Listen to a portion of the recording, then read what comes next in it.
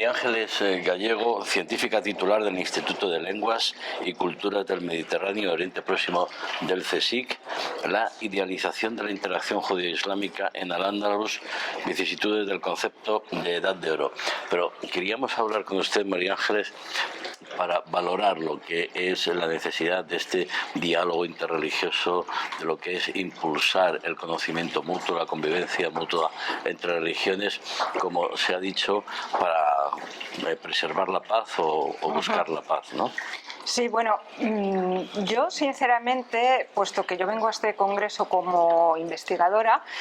a mí lo que más me interesa es el conocimiento y yo creo que uno de los grandes logros que tiene este tipo de evento es el aumentar el conocimiento, no solamente de experiencias personales como lo que hemos estado oyendo hoy, sino tener nuevos datos sobre el estudio de las religiones. A veces no tiene por qué ser necesariamente buscando la coincidencia, simplemente se encuentra y aparece y eso se expone públicamente. Yo en mi caso, por ejemplo, yo he trabajado sobre la interacción judío-islámica y de nuevo no es algo que yo haya ido a buscar personalmente, pero que me lo he encontrado cuando los judíos, por ejemplo, están utilizando la lengua árabe, pero la escriben con alfabeto hebreo, fenómenos en los que existe una interacción a ese nivel lingüístico, pues de ahí también se deduce que existen unas relaciones y que existe un contexto social en el que ese tipo de fenómeno se da. Entonces todo eso nos va ayudando a entendernos y el entendernos y el conocernos indudablemente, o por lo menos es mi opinión, contribuye a la cohabitación pacífica. El marco de la familia abrahámica es un marco de entendimiento y de conocimiento que yo creo que cambia toda la geopolítica, la geoestrategia, pero también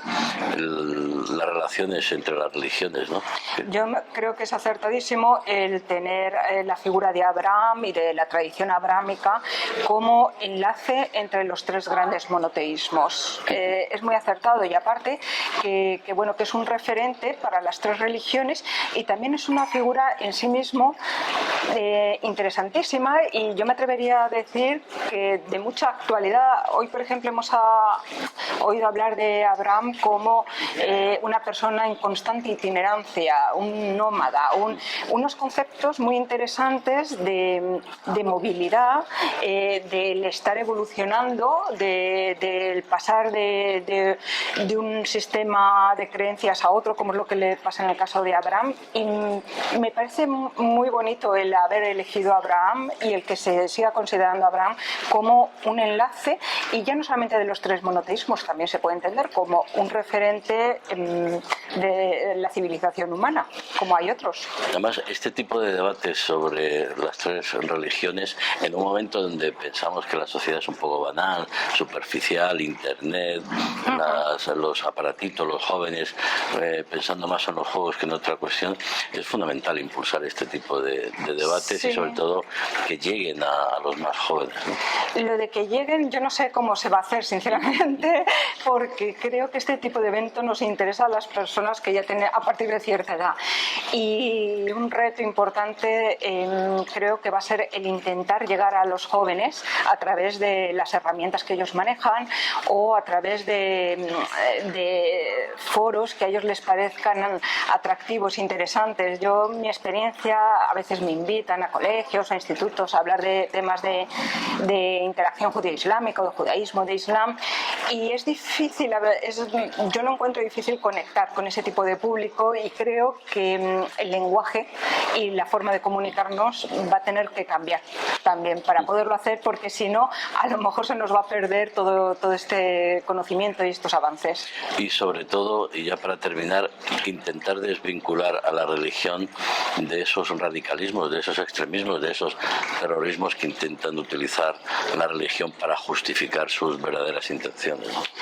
Yo no soy socióloga psicóloga, pero desde luego creo que el radicalismo existe independientemente de las religiones. Son tendencias, lo vemos históricamente, puede pasar dentro de una religión y obviamente lo hemos visto que hay corrientes radicales en todas las religiones, pero también en la sociedad laica y en la sociedad no religiosa. Entonces se trata de erradicar el radicalismo y